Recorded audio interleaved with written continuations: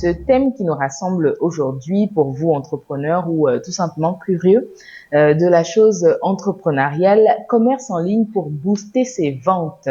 Commerce en ligne pour booster ses ventes. C'est sûr que ça dit à plusieurs et plusieurs se retrouvent dans cette situation ou sinon se sont déjà retrouvés dans cette situation et peut-être hésitants ou pas, ou on franchit le pas, mais comment est-ce que ça s'est passé et quelles sont donc les façons de mieux le faire pour pouvoir éviter tout plein de surprises. C'est le moment d'en savoir un peu plus.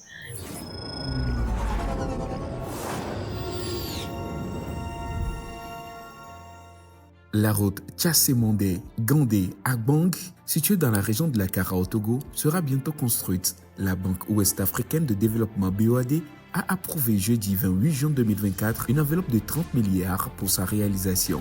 Le financement autorisé à l'issue du 142e conseil d'administration de l'institution bancaire servira à aménager et bitumer ce tronçon, assurant ainsi le désenclavement de la zone. L'objectif du gouvernement à travers ce projet est notamment de dynamiser les localités concernées et de faciliter les échanges économiques, sociaux et culturels au niveau national et sous-régional.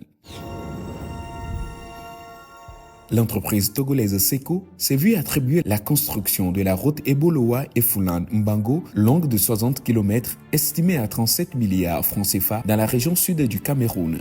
Le contrat, conditionné par la capacité de l'entreprise togolaise à mobiliser les financements nécessaires à des conditions acceptables pour l'État camerounais, a été signé le 1er juillet dernier à Yaoundé avec Emmanuel Nganou Dumessi, ministre camerounais des Travaux publics.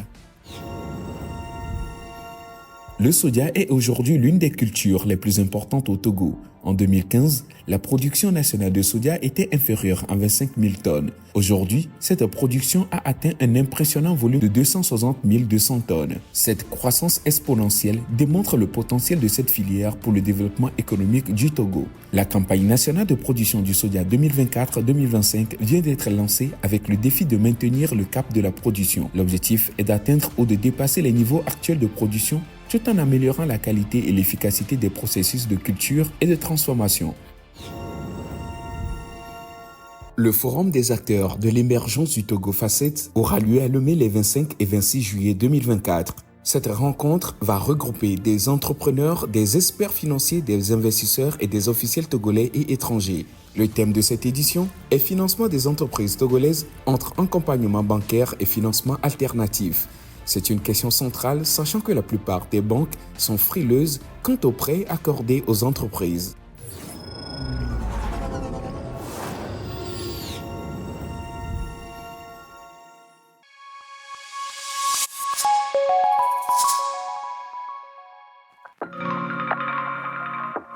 Devenez partenaire, sponsor ou annonceur et bénéficiez de notre large réseau de clients.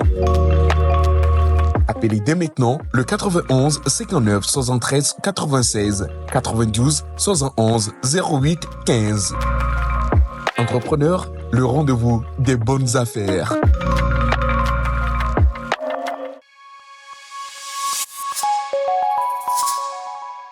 Quand on parle de commerce en ligne, on parle de vente en ligne, on parle d'e-commerce. En fait, en réalité, on parle de la même chose. D'accord. Sauf que aujourd'hui, le e-commerce, c'est une plateforme.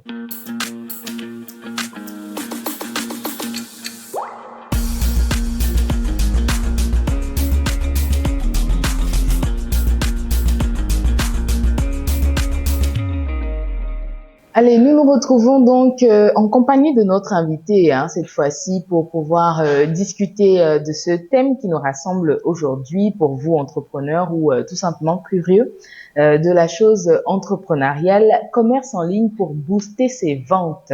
Commerce en ligne pour booster ses ventes. C'est sûr que ça dit à plusieurs et plusieurs se retrouvent dans cette situation ou sinon se sont déjà retrouvés dans cette situation et peut-être hésitants ou pas, ou on franchit le pas, mais comment est-ce que ça s'est passé et quelles sont donc les façons de mieux le faire pour pouvoir éviter tout plein de surprises. C'est le moment d'en savoir un peu plus, comme je le disais, avec notre invité du jour qui n'est nul autre que Monsieur Raoul Bataka, qui est CEO de Réussite Plus et également consultant en stratégie et marketing opérationnel. Monsieur Raoul Bataka, bonjour, bienvenue. Bonjour Blandine. Vous allez bien?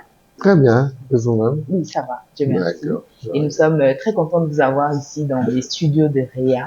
pour ce numéro d'entrepreneur. Merci, je suis très content aussi. Merci pour l'invitation surtout. Notre plaisir. Alors, commerce en ligne pour booster ses ventes, parce que c'est le challenge de tout entrepreneur normalement, pouvoir faire tout plein de chiffres, beaucoup de bénéfices et Exact. surtout pouvoir mettre à disposition une solution, sinon un bien, un produit, un service pour ses clients. Alors, on va démarrer en faisant déjà, comment on va dire, on va faire la différence entre est-ce que commerce en ligne est égal à vente en ligne, est-ce que c'est également équivalent à e-commerce? D'accord. Ben, merci beaucoup. Alors, il faudrait savoir une chose, c'est que quand on parle de commerce en ligne, on parle de vente en ligne, on parle d'e-commerce. En fait, en réalité, on parle de la même chose. D'accord. Sauf que aujourd'hui, le e-commerce, c'est une plateforme. Okay. Okay? Donc, vous allez faire de la vente en ligne. Okay? Donc, pouvoir faire une transaction via le digital, via une plateforme digitale. OK? À travers, OK, le e-commerce. Okay. Donc, autrement, le commerce en ligne va vous permettre de faire de la vente en ligne sur une plateforme qui est une plateforme e-commerce. D'accord. Voilà. Donc, il y a l'un qui est, on va dire, le moyen de pouvoir vendre. Il y a l'autre qui est ce que nous allons pouvoir vendre. Et il y a le dernier qui est où est-ce qu'on va vendre. Ok. Voilà. D'accord. Donc, e-commerce, c'est vraiment la plateforme qui crée la différence. C'est-à-dire là, vous êtes... site. Okay. Voilà. Un site web. Ou une plateforme, là, on va vous parler de marketplace. Ok. Voilà. Donc, quand c'est un site, donc c'est vous qui le mettez, vous êtes dépositaire de votre site. Quand c'est une marketplace, là, on fait appel à des vendeurs sur une plateforme pour pouvoir exposer leurs produits. Okay. Parfait. C'est toujours bon à savoir. Maintenant, pour savoir aujourd'hui, qui est-ce qui peut faire le e-commerce ou sinon, quel genre d'activité peut switcher d'activité traditionnelle physique avec un point de vente aujourd'hui à un commerce en ligne? Est-ce qu'il y a certaines catégories précises qui peuvent et d'autres non? Ben, écoute, je vais vous dire tout de suite, tout le monde peut vendre en ligne. D'ailleurs, tout le monde aujourd'hui devrait vendre en ligne dans la mesure où il est clair que les charges qu'impose la vente en ligne sont inférieures ou moindres par rapport aux charges que nous avons quand nous faisons une vente en physique.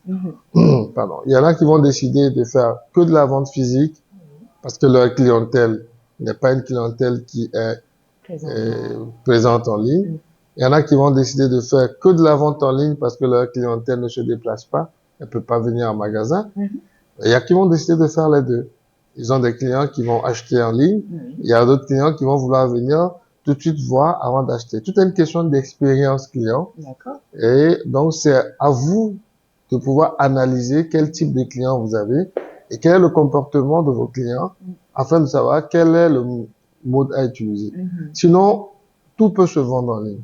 Aujourd'hui, vous allez voir, on vend des livres, on vend des voitures, on vend de la nourriture, on vend des vêtements. Il n'y a rien aujourd'hui. On vend même des maisons. Alors, je vais vous dire, on vend des maisons, on consulte chez le médecin. Voilà, vous voulez acheter une maison, on vous fait visiter la maison carrément en ligne et vous l'achetez des fois sans être présent. Voilà. Donc, ça facilite en réalité la vie des gens. Les sites sont faits pour faciliter. Aujourd'hui, le commerce en ligne a été mis en place, Dieu merci, pour faciliter la vie des gens. Quand vous prenez le traditionnel aujourd'hui, les gens vendent en ligne via leur compte WhatsApp. Alors, je vais vous parler aussi d'une autre technologie qui est le M-commerce, qui est une dérivée du e-commerce, donc qui fait référence au mobile. Donc, que ce soit le téléphone, que ce soit les tablettes, que ce soit, voilà. Donc, qui aujourd'hui a amené cette vente-là en ligne via le mobile et sur des plateformes WhatsApp. C'est énorme parce que aujourd'hui, vous constatez que vous pouvez être à la maison, on vous présente des produits, vous n'êtes pas obligé de vous déplacer. Il y a un énorme gain en temps. Il y a des commerçants ici qui ont des fournisseurs en Chine. Avant, moi je me rappelle encore, il y a 10 ans, les commerçants devaient se déplacer pour aller choisir les modèles et les motifs de tissus en Chine. Alors, quand vous comptez le nombre de jours de voyage et le prix du billet et l'hébergement, ça peut déjà acheter un grand lot de pain. Ouais, Donc, du coup, avec la nouvelle technologie aujourd'hui, elles peuvent être allouées, elles choisissent les motifs là-bas, on leur présente des motifs, elles commandent et on les livre directement. Donc, je dirais c'est une technologie, le e-commerce, qui est venue non seulement permettre d'aller plus vite dans les transactions, mais surtout de faciliter la vie des populations. Voilà qui est bon à savoir et savoir que les barrières physiques ont quand même pu être mises de côté Exact. grâce au e-commerce. Maintenant, parlons de e-commerce toujours. Est-ce qu'il y a des prérequis à avoir dans son commerce physique ou personnellement avant de pouvoir se lancer au commerce en ligne proprement dit? Très bien. Aujourd'hui, moi, je vous dirais, il n'y a pas de prérequis. Pourquoi? Vous êtes producteur, et je le dis toujours, vous savez produire. Vous voulez vendre, vous vous adressez à des structures qui vendent. Il y a des structures qui ont des commerciaux, et je fais un petit clin d'œil à mon frangin Hospicecom, qui est un consultant en développement commercial, qui a des commerciaux, qui peut mettre à votre disposition pour pouvoir vendre vos produits.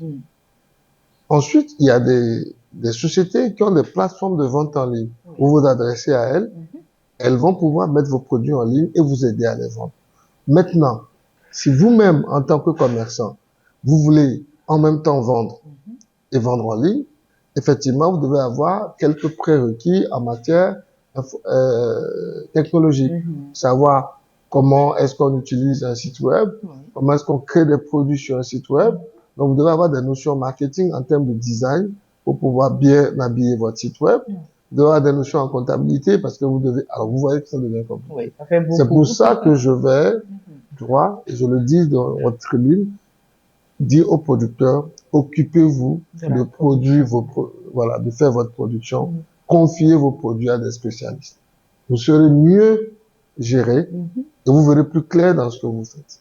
En tout cas, ça c'est bon à savoir aussi et surtout pouvoir démarrer de cette façon parce qu'on se dit, c'est vrai que c'est pas forcément évident, mais personnellement, je pense que si on lance son business de cette façon-là, en ayant, voilà, je fais un travail jusqu'à ce moment-là et ensuite je donne la main aux spécialistes. Surtout là, il y a beaucoup de chances à gagner, beaucoup plus et surtout s'éviter une bonne dose de stress également.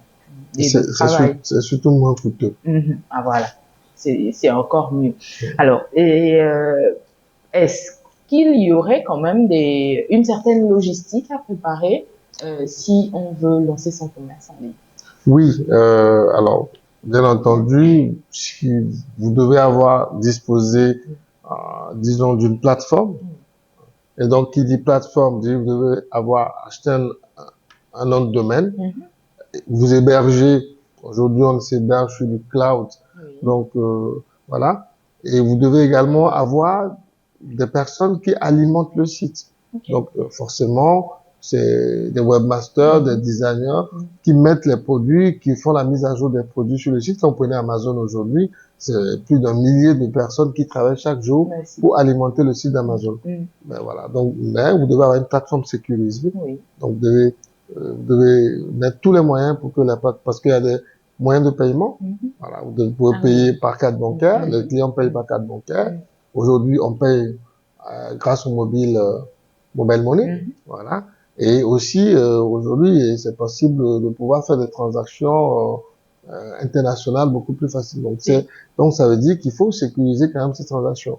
Donc, voilà. Donc, vous devez mettre les moyens pour ça. Il y a des sociétés aussi aujourd'hui qui vous permettent d'installer tous ces systèmes de paiement là avec sécurité et qui suivent ce que vous faites. Et donc, vous devez avoir, bon, je passe tout ce qui est ordinateur, tout ce qui est, voilà. Mais ce qui est important, c'est de disposer d'une plateforme, d'un nom de domaine, et puis de pouvoir héberger votre plateforme. Donc, l'hébergement est annuel, vous pouvez payer chaque 6 mois ou chaque année. Ça varie entre 50, 100, 80, 100 000, ça dépend de quel hébergement vous avez fait. Vous avez des extensions en TG, en COM, ou voilà, en org, en fonction du type d'activité que vous faites. Donc, tout ça, c'est des petites choses qui vont vous être conseillées et qui vont vous permettre de pouvoir optimiser la mise en ligne de vos produits. Intéressant. Aujourd'hui, les réseaux sociaux offrent quand même des marketplaces ça et là, Facebook, qu'on utilise beaucoup sous nos cieux, que ce soit au Togo, dans la sous-région ouest africaine également. Instagram aussi qui, entre-temps, proposait aussi, et TikTok pour sa viralité, hein. Il n'y a pas de marketplace proprement dit, mais il y en a pas mal qui essaient quand même de faire du chiffre sur ces réseaux. Est-ce que ce serait une alternative de e-commerce, si on peut le dire ainsi, pour voilà les petites entreprises? Oui, très bien. Alors, merci beaucoup, Blandine, pour ça. En fait, en réalité, vous voyez, aujourd'hui, vous prenez Facebook, c'est des milliards d'abonnés. Quand vous avez des milliards d'abonnés sur votre plateforme, vous devez pouvoir vous en servir comme une plateforme de communication. Donc, elles se sont toutes lancées dans tout ce qui est marketplace. Donc, elles hébergent un peu ces structures qui veulent communiquer. Alors, il y a plusieurs manières. Il y en a qui vendent directement. Il y en a qui donnent leurs produits qu'on héberge et donc qui sont rémunérés par la publicité. Donc, c'est aussi une alternative. C'est une alternative à la création d'un site web, mais qui n'est pas forcément moins coûteuse. Ah, ok. Voilà. En fait, en réalité, ça vous permet de pouvoir mieux exposer vos produits à votre cible, mais ça ne vous garantit pas la vente. Parce que derrière, il y a des actions qu'il faut mener pour amener les gens à acheter. Bien sûr. Les gens pensent souvent que l'exposition des produits à la cible va forcément non. Il faut mener des actions de communication à l'endroit de la cible pour lui permettre de pouvoir venir. Et il faut être réaliste aussi, c'est que quand vous avez votre site, vous pouvez les donner directement et les gens accèdent en lien direct sur votre site. C'est beaucoup plus facile. On communique plus facilement avec vous. Ici, sur une marketplace, c'est vrai qu'il faut aller vous chercher et tout. Ça vous revient peut-être moins cher d'accéder à la marketplace, mais au finish, vu les actions de com que vous allez mettre en place, ça peut revenir à la même chose. Ceci étant, tous les moyens sont bons. Et je le dis encore, en fonction de votre produit, votre cible, vous savez là où aller la chercher. Si vous pensez que sur Facebook, votre cible de 16 à 18 ans va plus facilement vous remarquer, mais allez sur Facebook. Si vous pensez que, en ayant votre site, une entreprise comme Réa sera beaucoup plus rassurée de travailler avec vous, allez sur une création de site. Moi, je dis jamais aux gens, faites ceci. En fonction du besoin, on analyse le besoin et on décide de ce qu'il faut. Le tout, c'est de savoir quelles sont les opportunités qu'on a sur chaque option. En tout cas, merci de le dire comme ça parce que c'est pas souvent évident. On a l'habitude de le dire, le moins cher coûte cher. Parce que là, comme vous avez expliqué pour les marketplaces qui, voilà, attirent beaucoup parce que il y a pratiquement rien à payer. Il y a juste une boutique à créer, etc. Mais derrière, vous faites bien d'ouvrir nos yeux là-dessus parce que oui, c'est beaucoup d'actions, de communication, etc. Vous payez plus cher. On n'imagine pas tout de suite. Mais de façon pratique, pour vous qui côtoyez la chose tous les jours, dites-nous aujourd'hui, est-ce que ça rentre vraiment dans les habitudes des Togolais, des Ouest-Africains, pour généraliser un peu l'achat en ligne? Oui, je vais dire, c'est fort heureusement. Hein. Aujourd'hui, il y a un très grand progrès, surtout qui a été initié par le mobile money, enfin du moins le mobile commerce. Aujourd'hui, avec les plateformes comme WhatsApp, Facebook, TikTok, ça a beaucoup plus poussé la vente en ligne. Ce qui fait que tout le monde aujourd'hui achète ou vend en ligne. Les gens payent en ligne, donc je voulais parler donc là-bas du mobile money qui a permis parce qu'avant il fallait payer que par carte bancaire et les gens sont encore réticents à payer par carte à cause des arnaques. Mais comme on est habitué à payer aujourd'hui par mobile money, les gens payent plus facilement en mobile money. Donc tous ces éléments, tous ces facteurs, tout cet écosystème-là a encouragé justement la vente en ligne. Et quelle est la conséquence de ça? C'est qu'aujourd'hui, vous avez beaucoup plus de produits disponibles, beaucoup plus de gammes disponibles, et ça a beaucoup joué aussi sur les prix. La conjoncture étant, vu que les gens, beaucoup de personnes aujourd'hui, je connais, ne vendent qu'en ligne, et donc elles n'ont pas de boutique. Donc les frais inhérents à la mise en place d'une boutique et le recrutement d'un employé sont quand même, on va dire, enlevés plus ou moins un peu du coût, ce qui fait que vous arrivez à obtenir des produits un peu moins chers. Au-delà de ça, il faut reconnaître aussi le développement technologique qui a été fait aujourd'hui avec l'accès à l'Internet qui est beaucoup plus facile. Avant, d'abord, la connectivité était plus difficile, donc les gens, à chaque fois, ça coupait. Aujourd'hui, vous pouvez facilement vous connecter et très moins cher. Donc, via des opérateurs que vous connaissez, voilà. Et donc, ça fait que tous ces éléments, aussi bien la connectivité, l'inclusion financière par le mobile banking et surtout le mobile commerce qui s'est rajouté, a entraîné quand même un très grand bond, non seulement de notoriété, mais aussi de pratique en matière de e-commerce. Donc, j'encourage vivement. Et ça va plus loin. Aujourd'hui, je connais des commerçants au Togo qui livrent au Bénin, qui livrent au Burkina, qui livrent en Côte d'Ivoire. Donc, votre marché, en tant que commerçant, s'est élargi aujourd'hui. Il y a une nouvelle pratique qui est sortie ces derniers temps, du live. Voilà, du live. Vous entendez des gens vous dire je suis en live. Voilà, vous allez sur TikTok, tout le monde est en live. Et j'aurais appris qu'aujourd'hui, c'est la nouvelle méthode de vente, voilà, qui est en train de vouloir détrôner carrément les méthodes traditionnelles. Vous voyez qu'on évolue. Donc, en gros, honnêtement, c'est vraiment encourageant de savoir que le e-commerce et surtout le m-commerce est en train de prendre le dessus.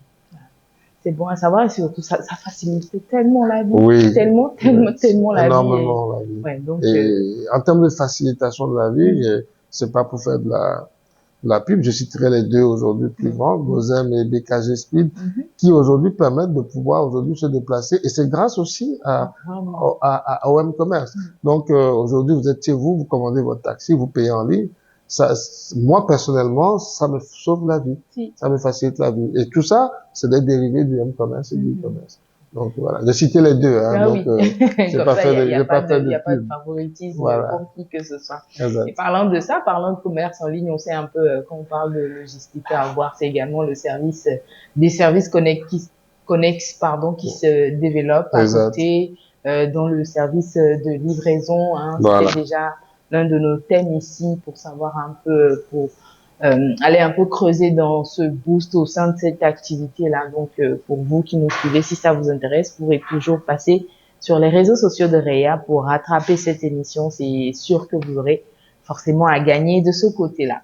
Alors, Monsieur Raoul Bataka, je vais vous demander peut-être pour finir, quelles sont donc les plateformes qui seraient accessibles, que ce soit ici au Togo, dans la sous-région, même dans le monde, hein, pour des débutants, pour des petites et moyennes entreprises qui n'auraient pas forcément le budget d'un site internet tout de suite ou qui veulent tout simplement se dédouaner de tous ces tracas électroniques. Alors, je vais commencer de façon globale. Aujourd'hui, mondialement, vous avez Alibaba, qui est la plateforme e-commerce par excellence. Vous avez également Amazon. Amazon aujourd'hui, qui également arrive énormément à vendre dans nos pays, pas seulement qu'en Europe. Et voilà, vous avez Jumia, Jumia qui est notre plateforme, notre marketplace africaine également, qui est pas mal. Et au Togo, on a des plateformes qui font quand même, voilà, vous avez quand même Acidito, voilà, vous avez Mia Pleno, voilà, vous avez d'autres plateformes, notamment Aélé, aélé.com. Voilà, Vacport. Voilà. Donc, vous avez des plateformes au Togo. Il suffit juste d'aller sur Google, vous tapez le marketplace au Togo, les sites. Vous avez quand même une bonne dizaine qui ont une très bonne cote. Alors, j'aimerais dire aux téléspectateurs d'aller toujours regarder les références de ces plateformes avant de s'y engager. Lire un peu les commentaires de tous ceux qui sont passés par elles avant, pour voir un peu l'expérience qu'elles ont vécue. C'est très important parce que vous risquez peut-être d'aller sur des plateformes où vous serez déçus, surtout quand vous devez envoyer des produits à forte valeur. Donc, c'est important, avant de vous essayer sur une plateforme, d'aller toujours lire un peu les commentaires des internautes pour savoir réellement quelle est l'expérience, quelles sont les notes qu'ils attribuent à ces plateformes-là. C'est très important. Comme ça vous donnera une idée sur en fait, leur sérieux et puis leur fonctionnement. Donc, voilà un peu ce que je peux dire sur le statut. Il y a des nouvelles plateformes qui viennent chaque jour, mais le plus important, c'est la notoriété. L'expérience qu'elles ont font que des fois, certains ont moins de mal en termes d'expérience à pouvoir livrer et d'autres ont plus de mal. C'est surtout en termes de livraison, en termes de disponibilité des produits. Vous allez voir un produit sur une plateforme où vous allez commander, on vous dit que le produit n'est pas disponible. Voilà, où vous commandez, on vous dit on vous livre en 24 heures, on vous livre un autre produit ou carrément on vous livre 3 jours plus tard. Donc, c'est un peu tout ça, ces petits couacs-là, mais qui se corrige au fur et à mesure. Et je crois que d'ici quelques années, nous serons quand même à un niveau assez intéressant et on n'aura plus besoin de se déplacer de Bagdad à Goué pour acheter un produit. En tout cas, c'est bien de le mentionner parce que je pense que c'est le challenge à pouvoir relever quand on offre une boutique en ligne. C'est le délai de livraison. Exactement. La disponibilité des produits. C'est les deux conditions. Vraiment. Et sinon, si on avait assez de temps pour l'avoir, on serait passé soit en boutique tout simplement ou se déplacer tout simplement. Mais je finirai peut-être par ça. Les boutiques reviennent un peu. Pareil, c'est la vie, au fait. Oui. Le fait que tout le monde aille vers là, les gens commencent par se dire, ben tiens, c'est super sympa d'aller aussi vivre une expérience. Surtout qu'aujourd'hui, vous n'avez plus des boutiques. Vous arrivez dans une boutique, on vous installe, on vous sert du café, on vous fait un certain nombre de petits services qui sont accompagnés, qui viennent s'ajouter. Donc, du coup, vous venez pour acheter, mais après, vous avez toute une expérience parallèle. Ça crée le cadre, et des fois, on a envie de ça. Donc, du coup, les gens sont en train de revenir aussi un peu. Autre chose également, les ventes privées. Les gens préfèrent aller discuter, toucher, etc., plutôt que d'acheter qu'on les livre. Donc, c'est un peu le monde qui va. Donc, plus les gens tendance vers un phénomène, un autre phénomène revient. C'est comme aujourd'hui, aujourd'hui, les anciens modes. Moi, je me rappelle, moi, je joue au basket.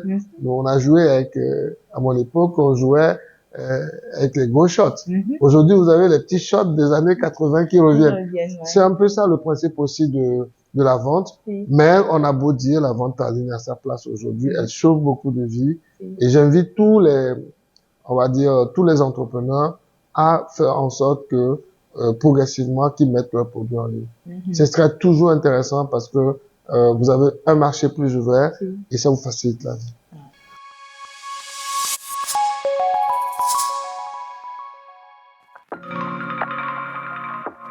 Devenez partenaire, sponsor ou annonceur et bénéficiez de notre large réseau de clients. Appelez dès maintenant le 91 59 73 96 92 71 08 15. Entrepreneur, le rendez-vous des bonnes affaires.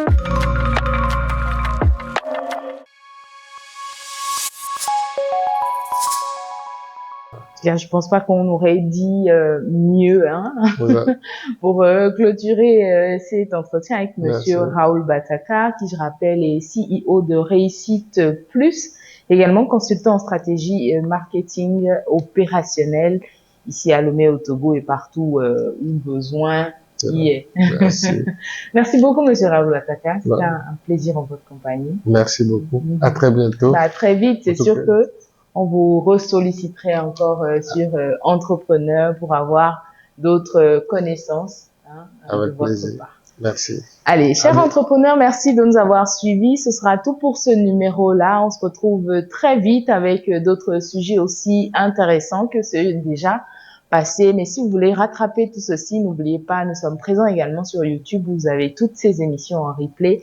On se fera le plaisir de pouvoir répondre à vos questions en commentaire et pouvoir échanger également sur ces différents réseaux sociaux. D'ici là, portez-vous très bien. On se retrouve très vite. Au revoir.